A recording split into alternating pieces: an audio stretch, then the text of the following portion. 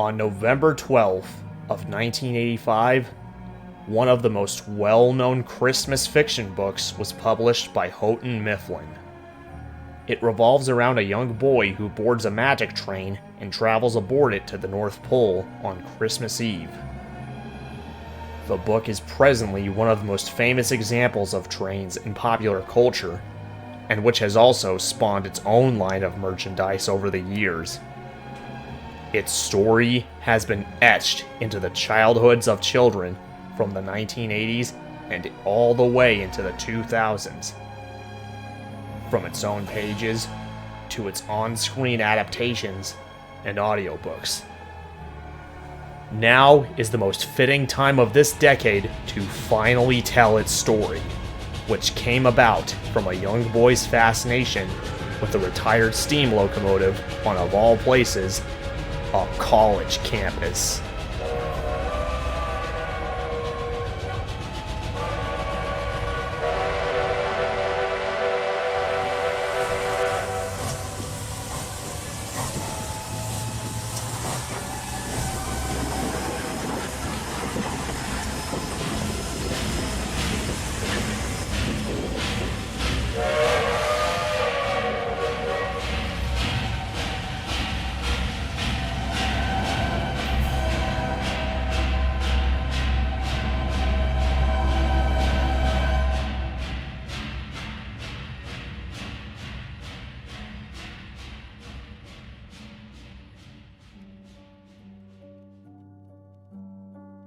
The story began just outside of Grand Rapids, Michigan on June 18, 1949.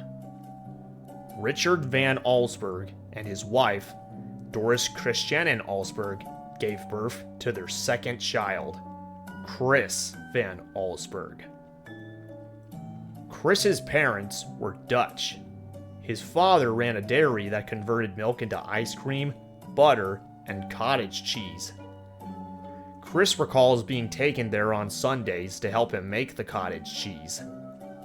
He states that, "My job was to push a floating thermometer around the big tank, using a stick to see if the tank had a uniform temperature. Then my father would put bacteria in to start the process of turning milk into cheese. He'd then lower the lids on the vat. A couple days later, you'd come back, and there would be guys standing in the vat with boots on and big shovels, shoveling the cottage cheese." Growing up there, Chris was familiar with the sight of open fields, trees, unpaved roads, nice small family homes, and even places to catch tadpoles. Then, of course, there were places to go sledding, complete with Michigan's high annual snowfalls. He also recalled that when you went to downtown to do your Christmas shopping, you always had to make a choice to go to Wartburg's or Herpleisheimer's. If you went to both, that would have been greedy, because you'd be asking Santa Claus twice. Chris's elementary school was within walking distance of his original home.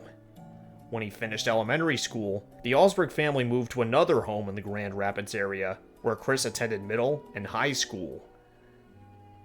Chris came to realize that he loved to build models of vehicles, often obsessively, with an unchildlike passion for craftsmanship, even when he was a child. He also drew a lot, but never took any art courses in high school. He would rediscover his passion for this later down the line.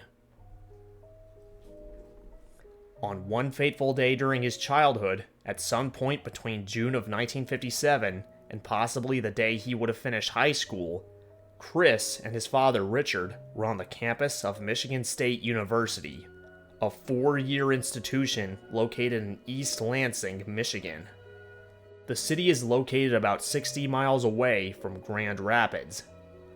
Long before the two cities were connected by highways, a railroad line was constructed in 1868 by the Detroit, Lansing, and Northern Railroad. That railroad later reorganized as the Detroit, Grand Rapids, and Western Railroad in 1896. And on November 1st of 1899, it merged with the Flint and Pierre Marquette Railroad and the Chicago and West Michigan Railway, forming the Pierre Marquette Railway, which began operations on New Year's Day, 1900.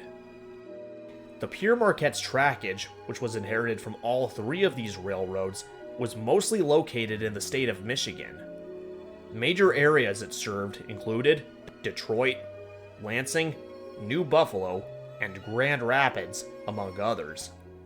It stretched as far north as Petoskey, Michigan, and as far south as La Crosse, Indiana, and Chicago, Illinois, the latter via the Chesapeake and Ohio Railroad.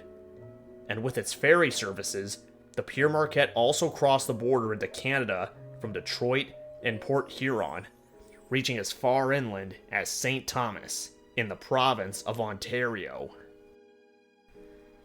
The Pere Marquette, or PM, had initially gotten a rough start, with years in receivership until after World War I.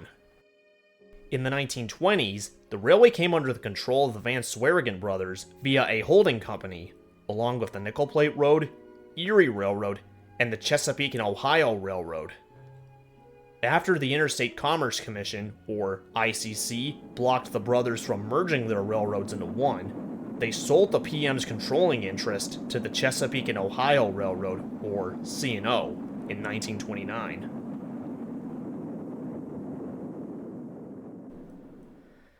By the time Chris was born in 1949, the Pere Marquette as a company didn't exist anymore, because it was fully absorbed into the Chesapeake and Ohio on June 6, 1947.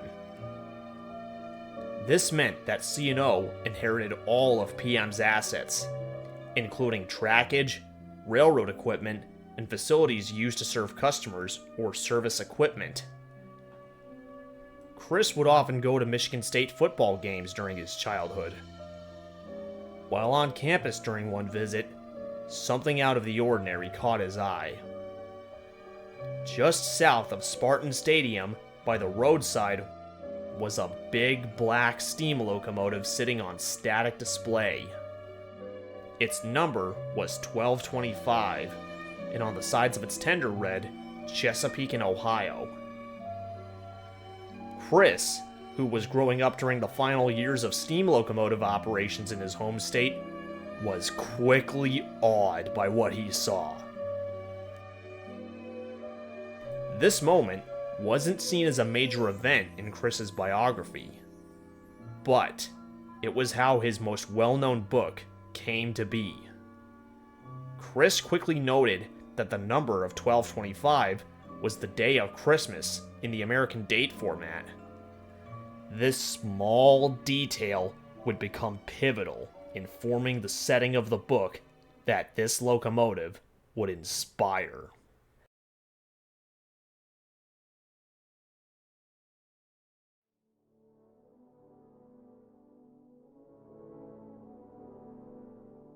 This steam locomotive was the Pere Marquette number 1225.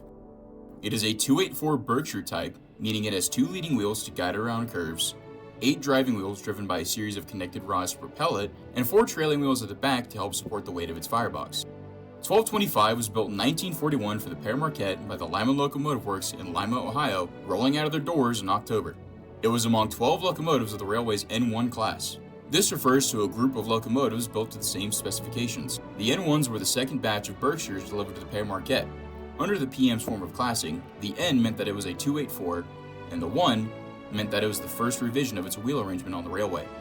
A third batch of Berkshires, classified as N2, was ordered and delivered from Lima in 1944, numbering 12 locomotives like the second.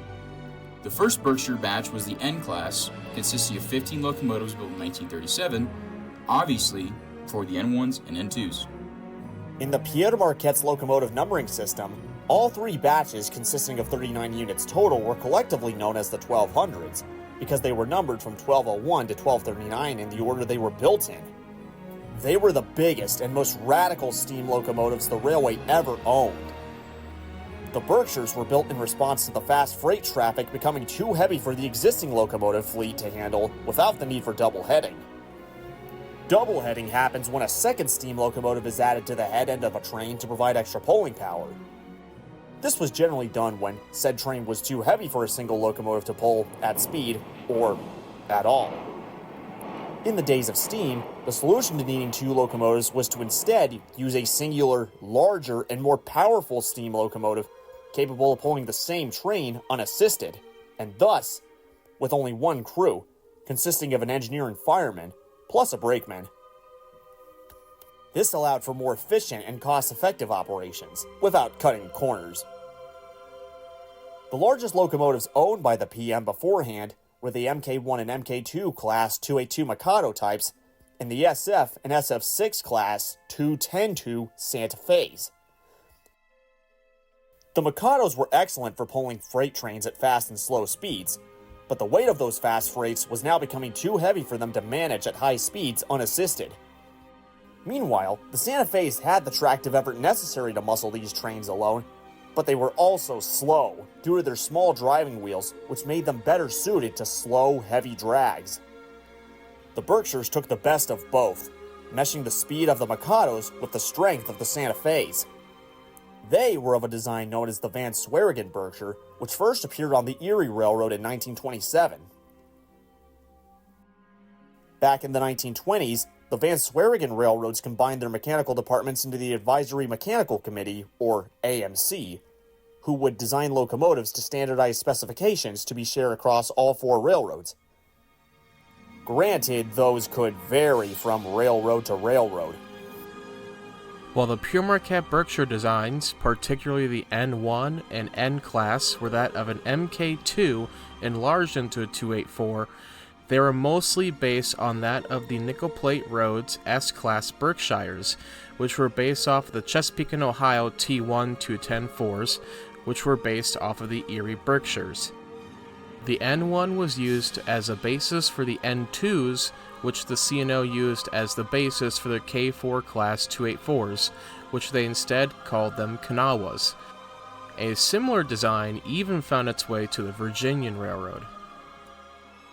The Pure Marquette N series, along with the Wheeling and Lake Erie K series, were essentially copies of the Nickel Plate's locomotives. However, the Pure Marquette engine's boilers, cylinder bores, were slightly bigger in diameter, allowing a higher tractive effort. Plus, the 1200s initially shared the same diameter driving wheels, but they were replaced with 70-inch driving wheels in 1946, reducing the tractive effort from 70,000 pounds over to 69,000 pounds in exchange for a slightly faster operation. The 1200s are very capable of pulling the heaviest fast freight trains on the Pure Marquette at speeds up to 70 miles per hour, but reportedly hit 80 on other roads, but this has not been confirmed.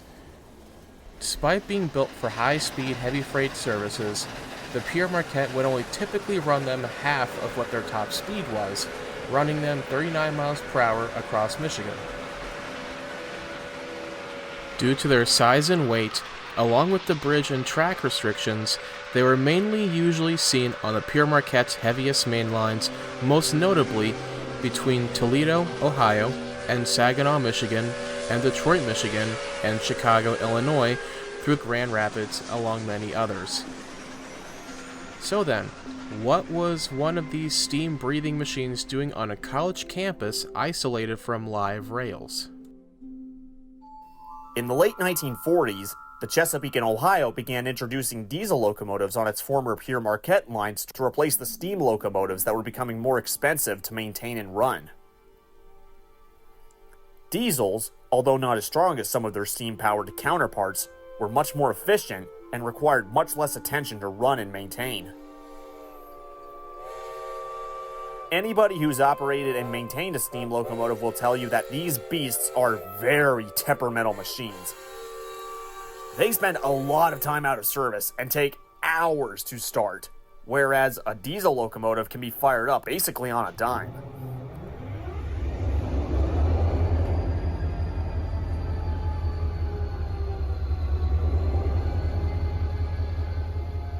Plus, they have multiple unit operation, meaning that they can all be controlled by just one engineer, with a conductor or brakeman also up in the cab as an extra set of eyes. The Chesapeake and Ohio dieselized relatively quickly, with its non-standard steam locomotives inherited from other railroads being the first to go. Most of the Pierre Marquette fleet was decommissioned by 1952, now that it was put out of a job. Some locomotives were transferred to the other divisions of the C&O further south, where they served until 1957. 1225, along with most of the N1s, was decommissioned in 1951 after less than a decade of service. Upon being withdrawn, it was sent for scrap. It eventually ended up in Wyoming, Michigan, with N2 number 1228 and Class N number 1207, now Chesapeake and Ohio 2691. Whereas the Class N locomotives received C&O liveries, the same could not be said for the N1s and N2s.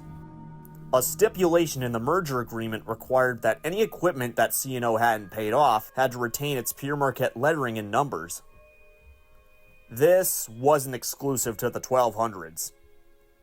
1225 was supposed to be renumbered to 2659, but it wasn't. This 1200 having the number 1225 was why Chris took so much interest in her to begin with. If 1225 did receive this new number, the N1 would have still been wearing its C&O number on that campus. The N1's PM number had nothing to do with how it was spared. The three locomotives weren't immediately cut up upon arriving at that scrapyard, where they sat for several years awaiting their fate. That was in part due to Cyrus E. Eaton, a businessman who joined the C&O as a director in 1943 and then became a board chairman in 1954 while the engines were sitting on that line. Eaton clearly did not want to scrap any of his railroad steam locomotives, let alone those in Wyoming Yard, but he found it difficult to find places where people would want to have them. It's not like even the average American has had the room and money to put a steam locomotive in his or her backyard, let alone care for them. Fortunately, the Michigan State University, after going back and forth between its higher-ups, accepted the idea of being gifted a steam locomotive for engineering students to study. Now, C&O just needed to provide one. They instructed the yardmaster at New Buffalo to send a steam locomotive to the shops at Wyoming to receive a cosmetic restoration, C&O markings, and lighted number boards. By the way, Pierre Marquette actually never used the latter. 1225 was chosen for this because it was the last locomotive on the scrap line, meaning that it would be the easiest to remove. Another presumed steam locomotive, South Pacific 4449, was also selected for preservation for the same reason. And so, the N1 was cosmetically restored with the specified changes, then taken as close as possible to the university by rail, then moved onto a display track using a temporary track, and there she sat for over a decade. It was during that decade that a young Chris first came face to face with the 1225.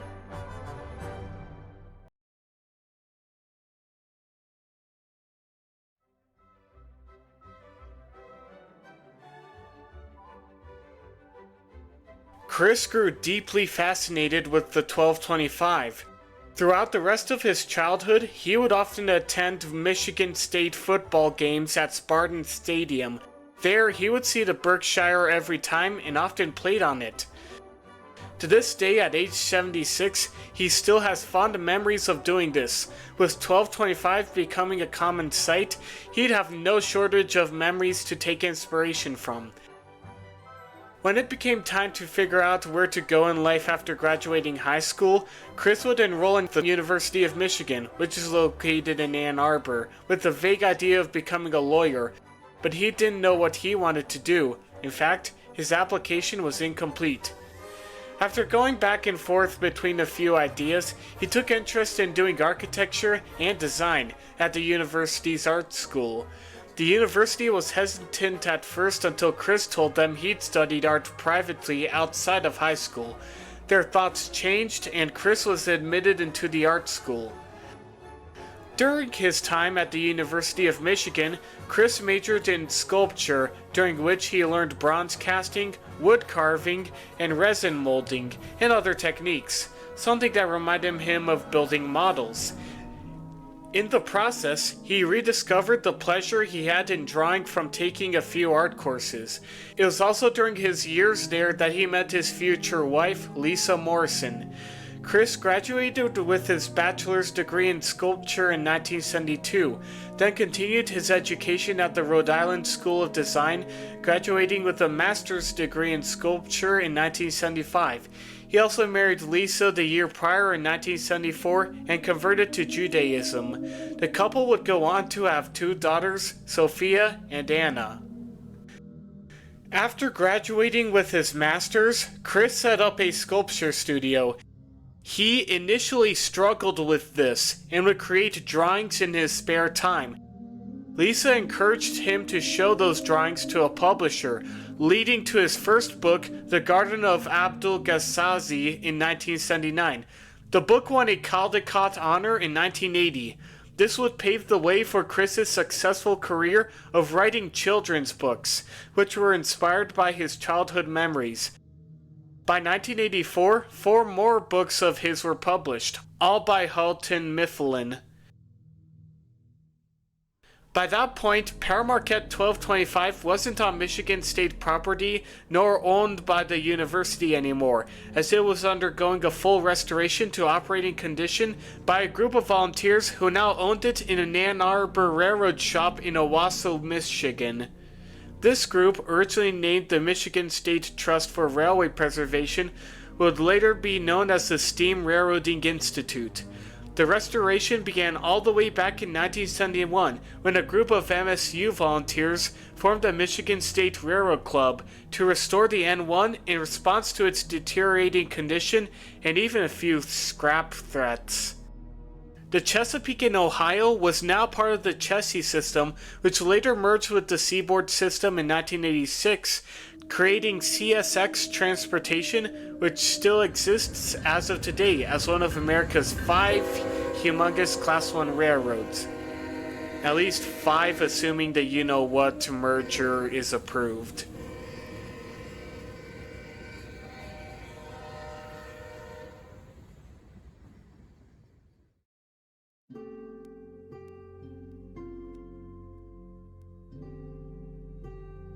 Development of the Polar Express had its roots from Chris's memories of Pere Marquette 1225, again due to the locomotive's number being the date of Christmas. When asked about how the story occurred to him in an interview by Antonina Silvi, Chris had the following answer.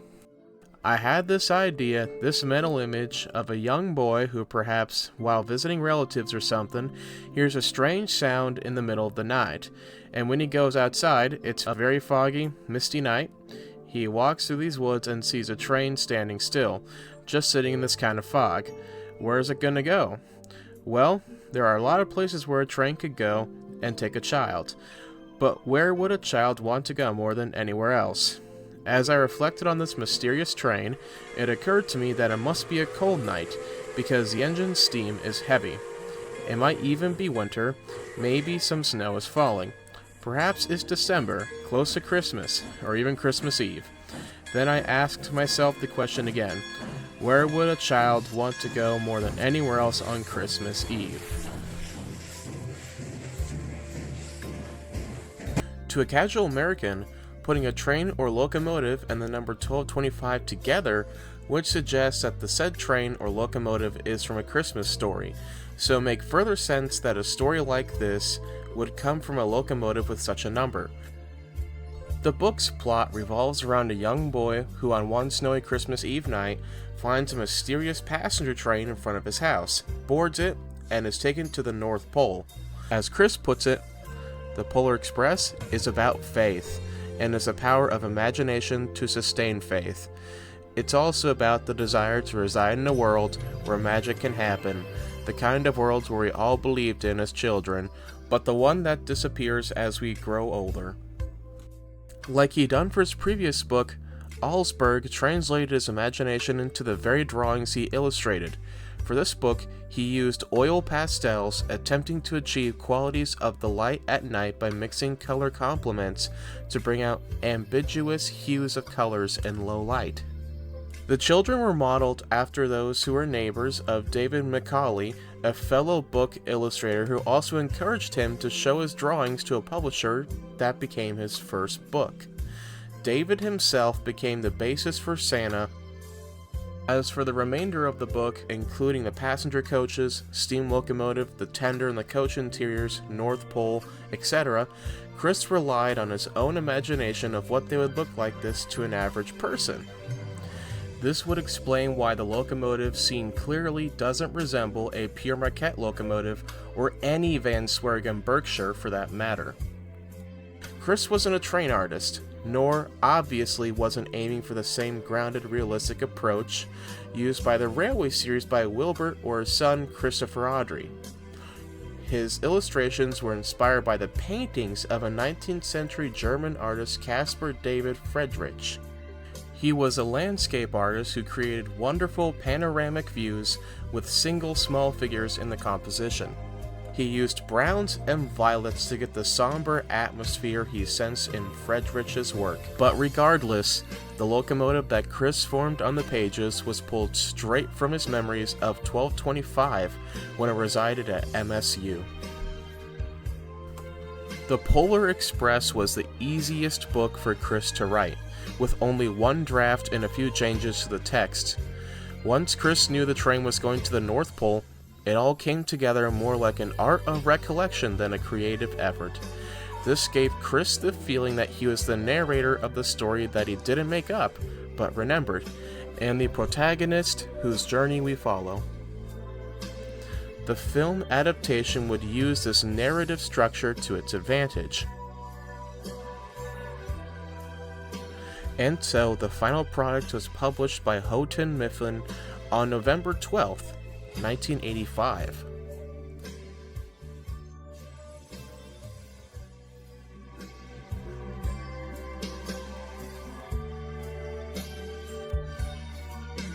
"18 days after the Polar Express was published, the 1225's restoration was completed with the locomotive moving under its own power for the first time since 1951.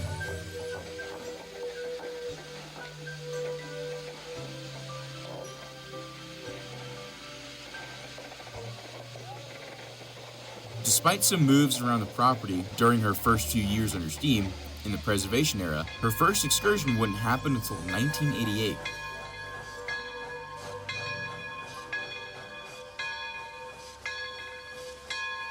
Leading up to the early 2000s, 1225 would run several more excursions in and beyond Michigan, even with nickel plate 765, another Van Swergen Berkshire based out of Fort Wayne, Indiana. Despite her status as Michigan's largest active steam locomotive, it was overshadowed in popularity by the 765. The Polar Express, in the meantime, was a massive success. In 1986, the book received a Catalot Medal, which annually recognizes the preceding year's most distinguished American picture book for children, becoming Chris's second book to do so after Jumanji, published in 1981. By 1989, over 1 million copies have been sold, each year selling more than the previous and making the book the bestseller. It was also in that same year that Houghton Mifflin produced the most popular audio cassette recording of the book, narrated by William Hurt, with sound effects and a musical score. Soon there were no more lights to be seen. We traveled through cold, dark forests where lean wolves roamed and the white-tailed rabbits hid from our train as it thundered through the quiet wilderness.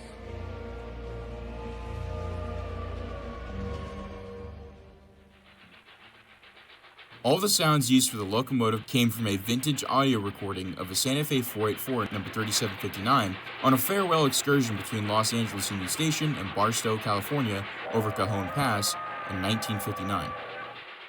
The audio has been beautifully restored to sound more modern in 1980s compared to its original 1950s condition. But the train gave a sudden lurch and started moving. We were on our way home.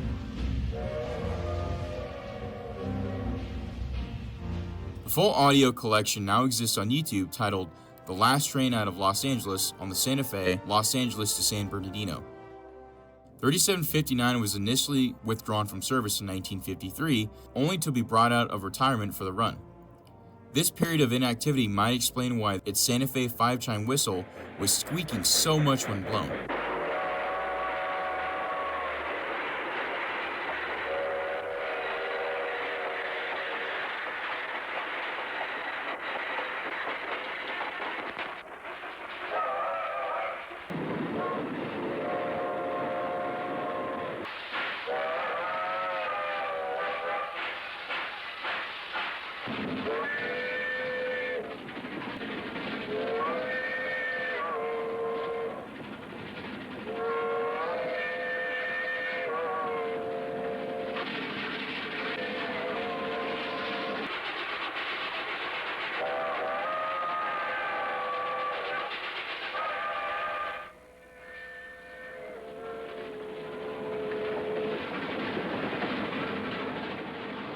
but its sound remains distinctive nonetheless.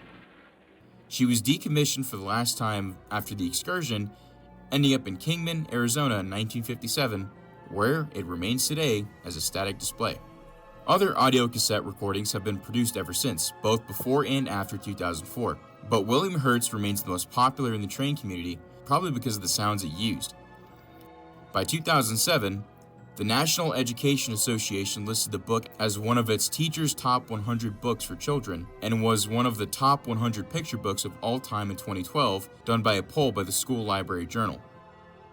Many viewers in this video's audience may have at least heard an audio cassette or a class time reading in school at some point growing up. Being born in late 2002, and myself in the summer of 2004, the producer of this documentary wouldn't have the chance to as a child, because by then, a film adaptation was already in the works.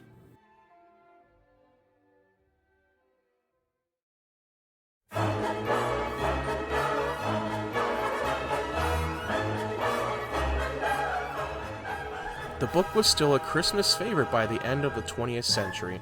Despite this, Chris Van Allsburg had initially been hesitant to sell the rights of the Polar Express to be adapted into a film for over a decade from the moment he published it. But he changed his mind in 1999 when Tom Hanks optioned the book with the intention of playing Santa and the conductor after first reading it aloud to his children.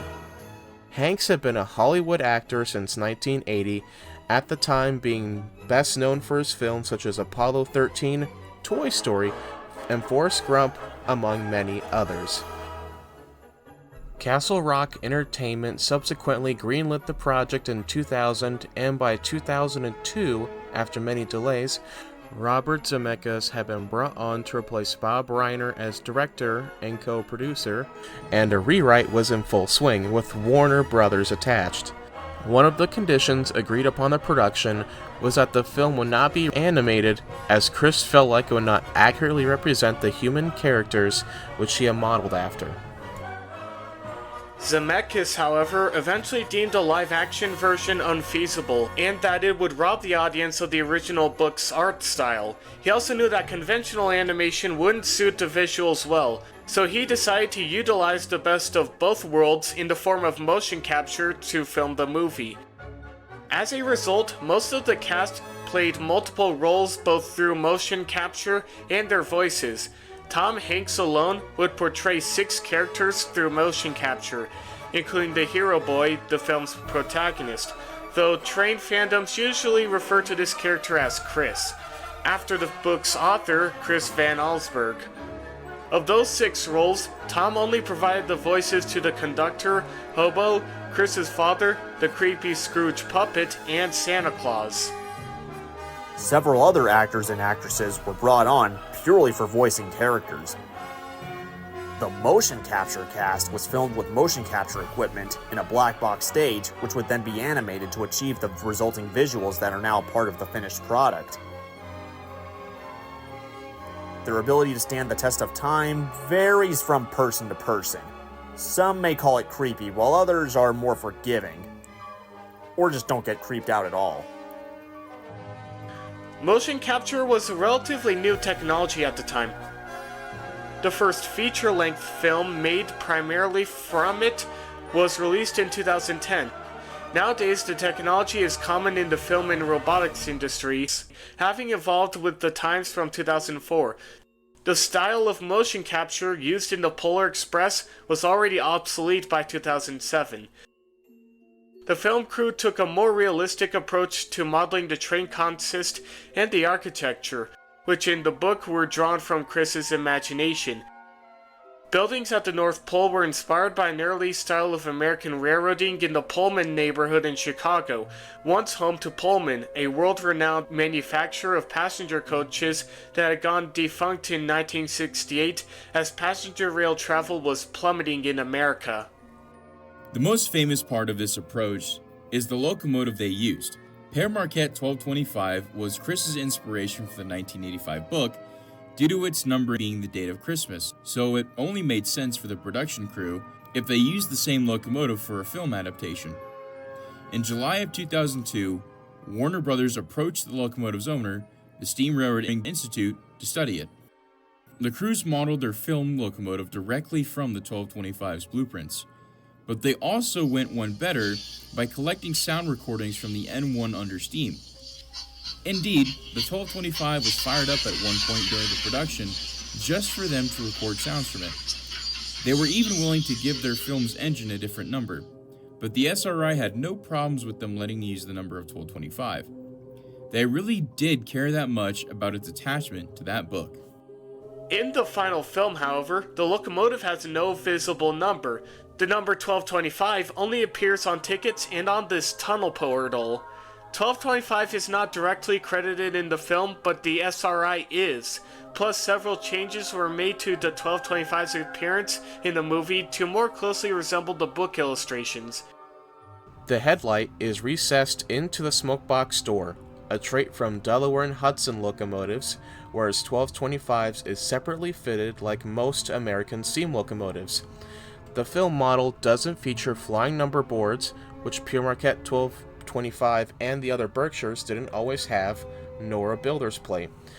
The firebox is entirely depicted in dark grays or blacks, whereas 1225's constantly reverts between a light gray and a dark gray appearance below the running boards from previous maintenance. A more classic 19th century style cowcatcher made of steel without a front coupler is used in place of the more modern utilitarian one with a front coupler seen on 1225 and other American steam locomotives. It also doesn't have a feed water heater in between the smokestack and the bell. To many rail enthusiasts, this makes the 1225's film model more closely resemble an Erie S1, another Van Swearingen Berkshire design. On top of all that, a completely different bell is used. This one is bigger than 1225's bell and protrudes further out, but still swung.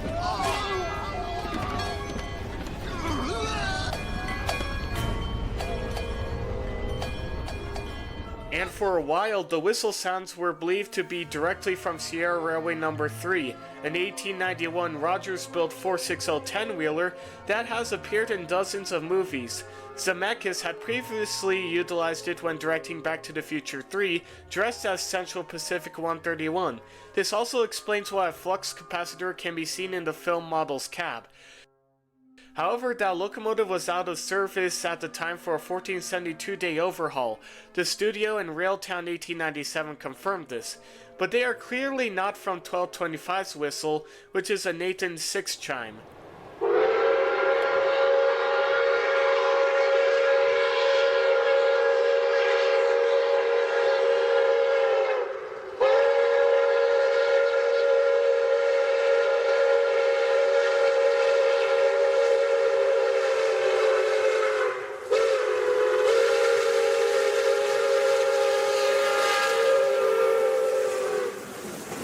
Editor's note here, but thanks to Harrison of Colorado, as well as a couple other people in my Discord server, we came to learn later on during production of this video that the Polar Express's whistle in the movie actually came from Sierra Railway number 28.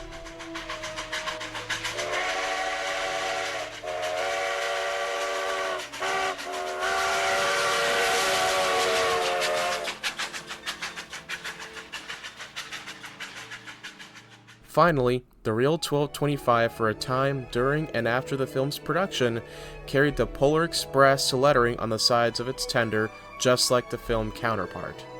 The real lettering had a yellow font much like its Pure Marquette lettering, while in the movie, the lettering is white. The film was mostly faithful to the book, despite some major differences in the plot to fill in for time. It took the book's narrative structure and expanded upon it to its full advantage. A Herpelsheimer's is clearly seen early in the plot, as a reference to Chris's childhood memories of those stores in Grand Rapids. The hero boy, or Chris as we're going to refer to him as, is essentially Chris Van Allsburg, the way he imagined himself in the setting. He's 8 years old, the same age as Chris Van Allsburg was in December of 1957. Though not confirmed in the book, at least to this production crew's knowledge, the film clearly takes place in 1957, with these newspapers and articles to back it up. 1957 was the same year that the 1225 was removed from the scrap line in New Buffalo and gifted to Michigan State University. Later in the film, it's revealed that Chris's hometown is Grand Rapids, Michigan, another major area served by the Pere Marquette, and the same place that the book author grew up in. Going to the States, Grand Rapids, Michigan. That's my town. I'm from Grand Rapids. Hence, the beginning scenes take place in Grand Rapids in 1957. Overall, it makes Chris Van Allsburg the fictional narrator and POV character, just like the original book does. He loses the bell the same way, rediscovers it the same way, and has the same ending. Chris's arc is also slightly altered to make him doubtful of Santa being real, and he ultimately learns the lesson that seeing is believing from what he witnesses, which is well aligned with what Chris Van Allsburg was going for in the book. Not to mention, the train scenes were well animated.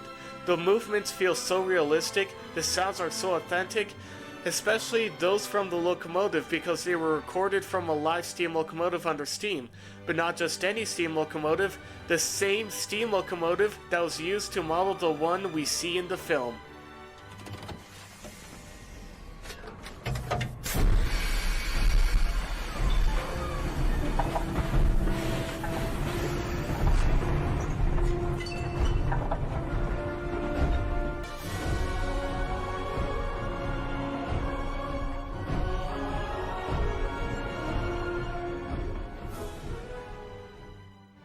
That being said, there are some key flaws and other changes.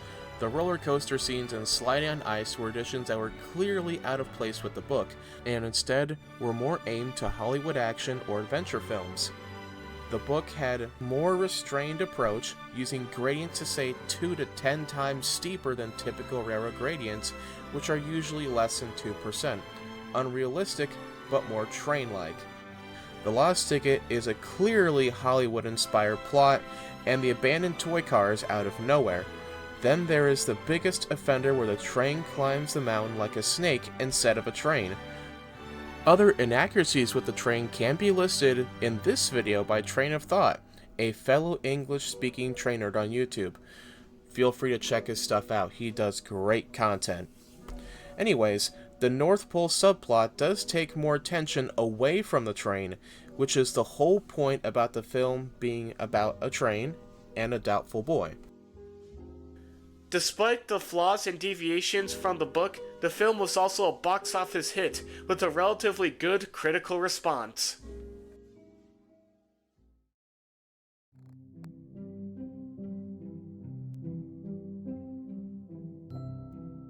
The Polar Express movie was released on November 10, 2004. As of 2025, the film has a rating of 6.6 out of 10 on IMDb and a Rotten Tomatoes score of 55%. At the box office, the movie grossed over $318 million against a budget between $165 and $170 million. To say it got outperformed by many other of Warner Brothers films released around the same time would be an understatement. Criticism came mainly from the animation and the padded pacing. Despite this, the film would otherwise be received positively. It was nominated for several awards and won a Grammy Award in 2006 for Best Song Written for a Motion Picture, Television, or Other Visual Media. It was also nominated by the American Film Institute for its Top 10 Animated Film list in 2008. On top of all of that, the film also entered the 2006 Guinness Book of World Records as the first all-digital capture film. Merchandise for the Polar Express quickly sprawled up throughout the early 2000s in the wake of the film's release. Brio was among those who cashed in on the wooden train market. Lionel Trains is the most well-known company in the model train market. They have released an O gauge and a G scale set, and more realistically, yet violently expensive O gauge consists sold separately, and also an HO scale train set. They have also released a S gauge American Flyer set, since they had their own brand which was known for S gauge model trains. Plus, they made a ton of more Polar Express themed railroad items over the years. This was all possible thanks to Lionel having the license, while the rival model train manufacturer, MTH, didn't. Other manufacturers have produced look-alike sets too. clearly with any locomotive but a Van Swearingen Berkshire. With the popularity of the film, many tourist railroads in the US, UK, and Canada also cashed in on it to their advantage. Many of them now operate seasonal Polar Express themed trains during the Christmas season. Some of those include the Durango and Silverton Narrow Gauge Railroad in Colorado, the Western Maryland Scenic Railroad based in Cumberland, the Aspen Crossing Railway based in the Canadian province of Alberta, and the Mid-Norfolk Railway, headquartered in Durham, England. We'll get back to 1225 and the SRI status with this later. Video games and other forms of marketing have also emerged over the years, especially in the early 2000s. As for Chris Van Allsburg, he has spoken positively about his experience with drafting and writing the Polar Express book in the modern day, acknowledging how far it's come. He's even done this on behalf of the University of Michigan, where he earned his bachelor's degree. To this day, it remains among his most popular books, and still is his most recent win to a Caldecott medal. Jumanji and Zathura, two other books Chris wrote and illustrated, have received film adaptations. The most recent was in 2019. However, the film adaptation of the Polar Express caused the story to explode in popularity since its release. The film and the book have since become Christmas icons and childhoods of millions of children throughout the 1980s and the 2000s, and even into the 2010s. You might have witnessed the influence in person at your own schools growing up, or have kids in that same position.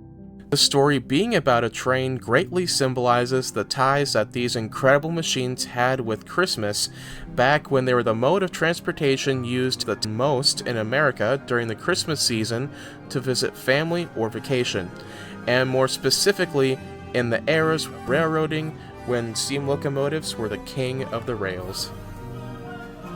Model trains and train rides marketed around the film are still relevant today in America, Canada, and the UK as of 2025. And it seems like the popularity of the story has plenty of time ahead of itself to continue influencing not just children, but their parents, railroad preservation, and model trains with it. The film version of the Polar Express will likely continue to be more well known than its source material to the general public, be it merchandise, marketing, modern entertainment, or the railroad part of it. But at the same time, the book itself is a testament of how the awe of steam locomotives, human imagination, merged together into a story that appeals to children whilst connecting with adults on a deeper level about growing up. Everything about it traces its roots down to its very inspirations from the real world, in a time where steam locomotives had just become a thing of the past.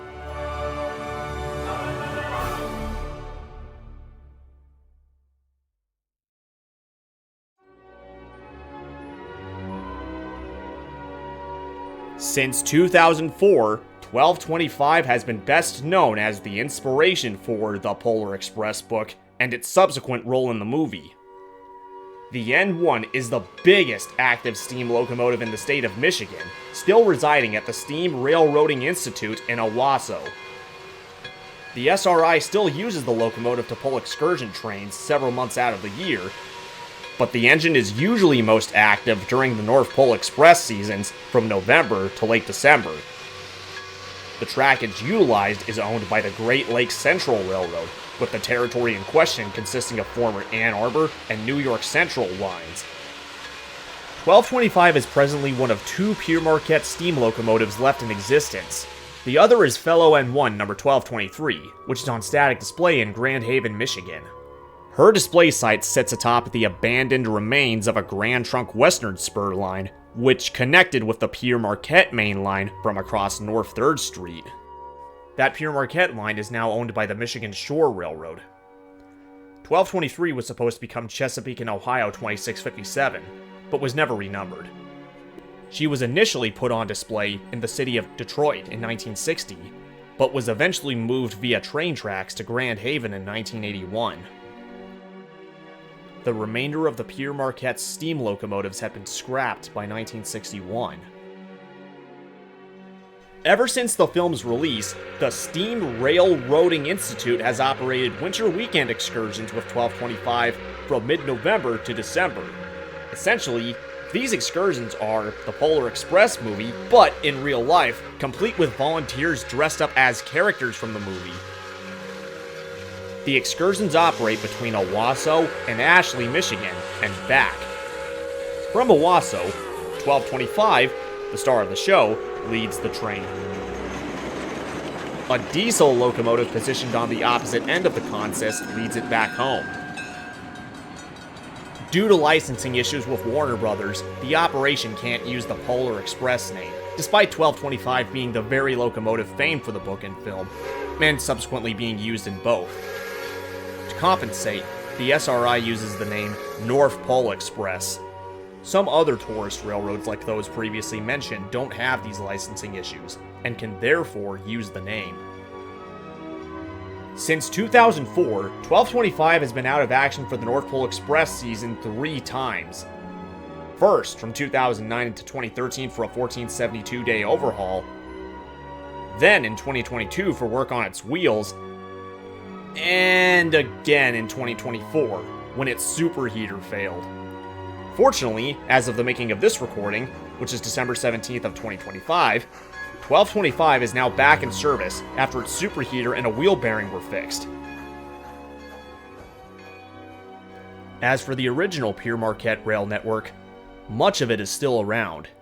The lines north of Baldwin, Michigan are now gone. The main lines from Detroit, Michigan to Porter, Indiana, and from Ottawa Yard to Northville Township are still active under CSX. Roughly 20 short lines now utilize the standing remains of branch, secondary, and main lines throughout the state of Michigan, other than those owned by CSX.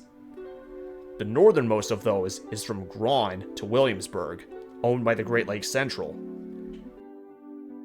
The Chesapeake and Indiana Railroad now owns and operates the PM's southernmost main line into Indiana between La Crosse and Wellsboro. The remainder of all Pere Marquette trackage in the United States has been ripped up and/or turned into roads and bike trails after being deemed unprofitable and/or never being found a buyer to continue operations. The Canadian trackage from Sarnia to Blenheim is owned by both CSX and Canadian National, with the segment from Chatham, Kent to Wallaceburg being inactive. The rest is now abandoned and/or doesn't exist anymore. As for Chris Van Allsburg, he now lives in Providence, Rhode Island with his wife Lisa, and hasn't retired as of the making of this video. He has written and illustrated 18 books in his career, the most recent being 2014's The Misadventures of Sweetie Pie. Chris has also illustrated 3 other books written by Mark Helprin.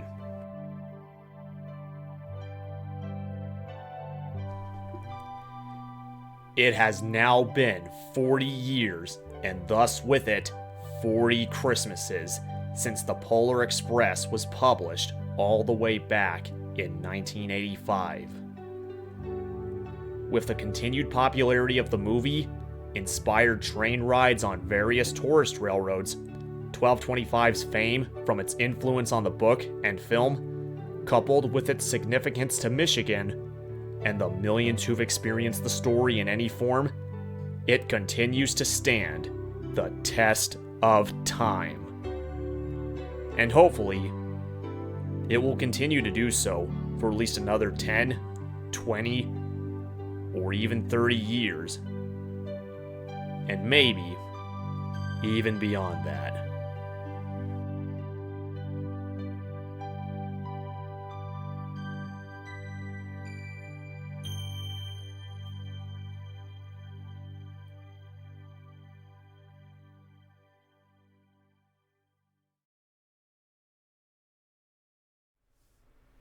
Hey all, it's me, and I want to thank you for watching this video, and a Merry Christmas. Big shout out to all the YouTubers who collaborated in this production, and even picked up the slack when one of our collaborators couldn't make it, due to reasons beyond his control. There's many things to leave this video with, be it the new things learned about how ordinary men and women's decisions created such a legacy like that of 1225's, among others. This is actually my first ever attempt to cater to a more general audience, in addition to just, well, train people. But Like all things on this earth and of this earth, it is only a temporary form of entertainment and education, and can quickly become an idol if taken too far, like many elements of how the modern Western world celebrates Christmas. So if there's one thing I hope you'd leave this video with more than anything, it's knowing that this day of the year is meant to be the day on which we remember the coming of our Lord and Savior and the Son of God, Jesus Christ, from his comfort place in heaven into the world as an infant in the city of Bethlehem in a manger. For God so loved the world that he gave his one and only Son, so that whoever believes in him shall not perish, but have an eternal afterlife with him in heaven. Like many of us, I once misunderstood and even missed the point of the significance of Christmas Day, and still will continue to do so to an extent for the remainder of my life on Earth, because as a flawed human, I have a limited perspective, like all humans. For 2,000 years, by the devil's will, the world has twisted the meaning of Christmas to keep the truth of Christ's coming, and with that, the knowledge of his existence from us, hiding it behind a wall of pagan idols and sin. And in recent years, it has become particularly amped up in the Western world. That's why you see all this stuff nowadays tied to Christmas that is anything but, well, God. Anything but Christ. Things that deserve to perish. But the beautiful thing about God's kingdom is that we are not defined by our past mistakes, our past sins, the money we make, the things we possess, having the best job, having the best life, or fame, but whether or not you have a relationship with Christ Jesus. Jesus was poor. He never had a place to lay his head. And he walked right into every conflict he came across, so that God's will would be done through him. The world hated him, as they do his followers, because he told the truth they needed to hear. Because on top of all the miracles he performed, and everything else he did during his time on Earth, Jesus paid the ultimate price for our sins by giving his life on the cross, so that those who believe in him shall spend eternity with him in heaven when their lives on Earth come to an end. And just like it was promised for hundreds of years, he rose from the dead, conquering death, and then 40 days later, ascended into heaven, where he still is to this very day, until he returns. It says in Romans chapter 10, verses 9 through 10 in the Bible, "If you declare with your mouth Jesus is Lord, and believe in your heart that God raised him from the dead, you will be saved. For it is with your heart you believe and are justified, and it is with your mouth that you profess your faith and are saved." Despite the fact that I was raised in a Christian household, I also used to worship pagan idols tied to Christmas, be it Santa, the magic, or snow. The latter of which I still struggle with because I grew up in Alabama, so I hardly ever saw snow in my life until Pennsylvania became my home away from home in August of 2022, in an attempt to find an alternative career path to the railroad that, well, had its results. Even then, I wasn't in the best region of Pennsylvania for early winters. Granted, I still spent every Christmas home with my family, so I've never even seen a white Christmas in my life. And, well, because of that, I used to just feel empty about it. Ever since I came to start knowing Jesus properly and personally, starting in January of 2024, in the midst of a mental health struggle, nothing has been of greater joy to me on this day than to remember and share with others that on this day, regardless of what its exact date is, we are meant to celebrate the coming of Jesus Christ onto the earth to set us free from our sins. For his death and resurrection washed all past, present, and future sins away from those who accept the gift of him. The railroad is a very blue-collar and 24/7 environment, and soon I may be living that lifestyle if that is God's plan for my life. Had I never come to properly know and understand God's testimony of his pursuit to win back his own creation, and therefore make my relationship with God real and personal, I do not think I would be able to go through a Christmas day in which I had to sacrifice time with family because I had to go on duty that day and not come out without bitterness in my heart. Our life on Earth is temporary, and this world is not our home. But those who believe in Christ will find their permanent home in heaven one day. And if there's one thing I hope you leave this video with more than anything, it's that Jesus came into the world to set us free from our sins, no matter the cost, and he will return to judge the world one day. Thank you all for watching, and I wish you a very Christ-centered Merry Christmas and a Happy New Year.